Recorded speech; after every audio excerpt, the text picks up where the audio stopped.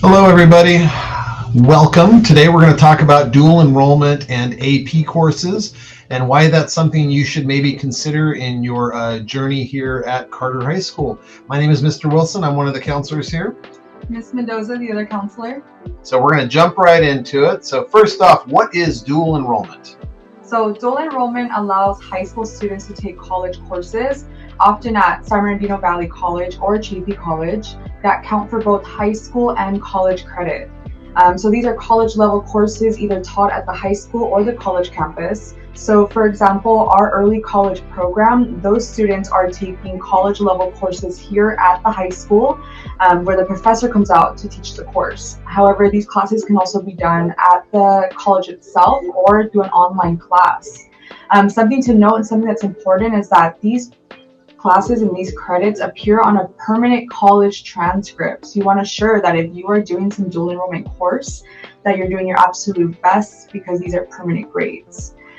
Usually these courses are free or they're low cost, but it's a great way to start building confidence and some early exposure to college expectations and what college is going to be like.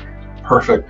So we call it dual enrollment because you're enrolled here at Carter High School. Like, this is your school.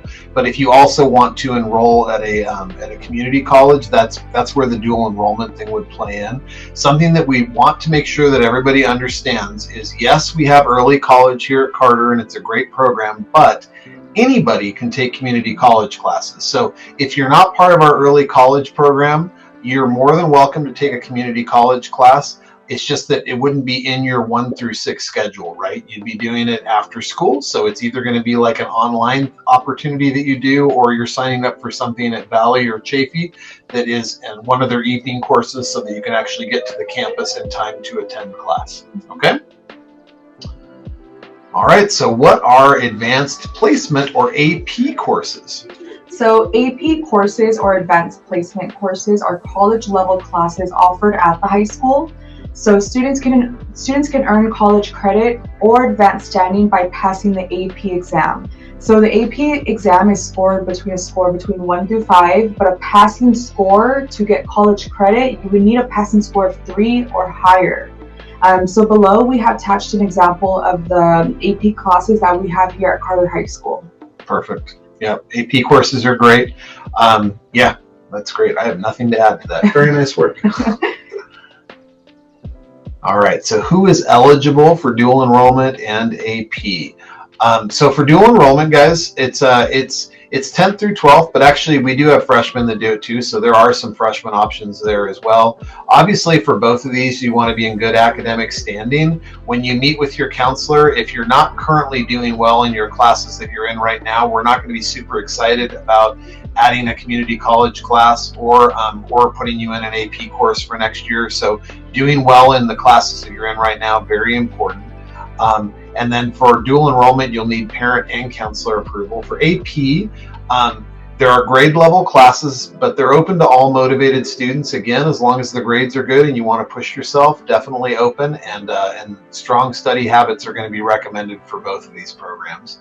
And then the note at the bottom of the page there, we really do believe that every Lion deserves access to a college level learning. So whether it's dual enrollment or AP, good stuff there. Okay, boom. So why take these courses? I think that question comes up, but why do you want to add an extra course or extra rigor to your classes already? But again, you want to demonstrate rigor on your transcripts, especially if you're thinking about making yourself a competitive candidate when it comes to applying for colleges when the time comes, or even getting ready for after high school if college is not your path. You want to challenge yourself so that you can show that you're able to do that. But also, these are weighted grades, so they can help your GPA. Again, making yourself a competitive candidate. You're earning college credit early. You're strengthening your college and scholarship applications. You're exploring future majors and careers, super important. So you're getting early exposure to what you like and what you don't like already. So when it comes to that time, you're confident in knowing what you want to do. But again, you're building confidence in college level classes and you're getting that exposure already. Perfect. I do want to spend a little time on the whole idea of like the weighted grades. So if you don't know already, when you take an honors or an AP course, in your GPA at Carter High School, those GPAs are weighted. So that means if you get an A in an AP course, it counts as a 5 and not a 4. So that's how people get those crazy high GPAs when they graduate. Dual enrollment classes work the same way. When you take a community college class, when we put it on your high school transcript, we put it in as a weighted grade. So it can definitely help out with the GPA. I think a lot of times people get stuck on, well, why take an AP class if, in order to get the college credit, I have to pass the test. Well, hopefully you are going to pass the test. But when we put demonstrate rigor on your transcript at the top of that list, that is the most important reason to do any of these, you guys, is when you take dual enrollment or AP, you're telling colleges that you have tried hard things and that you have done them well while you've been in high school. And so demonstrating that rigor is going to add value to your college applications. Very important step. Okay. So yes, the weighted grades are going to help your GPA. Yes, you're putting that rigor on your transcript. Yes, you could potentially be earning college credit early. All these things are going to play into why you might want to consider taking these courses. All right, CalGETC, this is where things might get a little bit confusing, but we do want to unpack this a little bit for you, okay? So when you go to college after you graduate from high school, if you are going to do a 4-year degree, that's called a bachelor's degree, typically the first 2 years of a 4-year program are going to be doing what's called general ed, so gen ed requirements, okay? So, and this is, guys, this is like less than a year old. This is like all really new information, okay? But basically in California, if you, all Cal States and UCs have gotten together and they've decided that if students go to community college and do what's called CalGETC, and they complete all the CalGETC requirements, that they will take those CalGETC requirements for meeting your gen ed requirements. So it basically means, if you guys are looking at that little chart that we have on the page there are 11 courses. If you get those 11 courses done before you graduate and go to a Cal State or a UC, you basically just knocked out your first 2 years of college. So you're getting that done. Okay. You want to talk about the second bullet point? Yeah, so when we're talking about the 11 courses that you have to complete, many of these dual enrollment and AP courses that you're enrolling into count towards your CalGETC areas. So as you can see, they're broken up into 6 areas. So you do need specific courses within each area.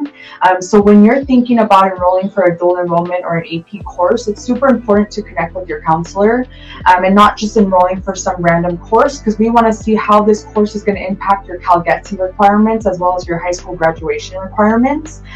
So it gets very technical in this aspect, but definitely we are here to support you and guiding you to what class to take. Yep, for sure. And something we do want to point out here is I think sometimes people want to simplify this down to what's better, AP or dual enrollment. And guys, at the end of the day, the answer is yes. They're both good. There's not one that's better than the other. In a perfect world, if you are wanting to do rigorous things, you would be doing both. So it's not like we don't want to do community college instead of AP or AP instead of community college. In a perfect world, you would figure out how to get both of those things on your transcript. And like Ms. Mendoza was saying, if you can pass an AP exam, that AP exam can actually count one of your CalGETC requirements. So that's like, you can meet these 11 courses that are on here by doing both dual enrollment and AP. So we would love to help you hit that CalGETC if that's something you want to do. That's definitely something that is workable. All right, so how to get started? There's a lot of steps to these things, but at the end of the day, meet with us, meet with your counselor. So if this is something that you're interested in or you want to ask more questions, walk on in and see us and start the conversation with us. Or when we're talking about classes for next year, second semester, you can start the conversation then. But we would love to help you get going on either dual enrollment or AP.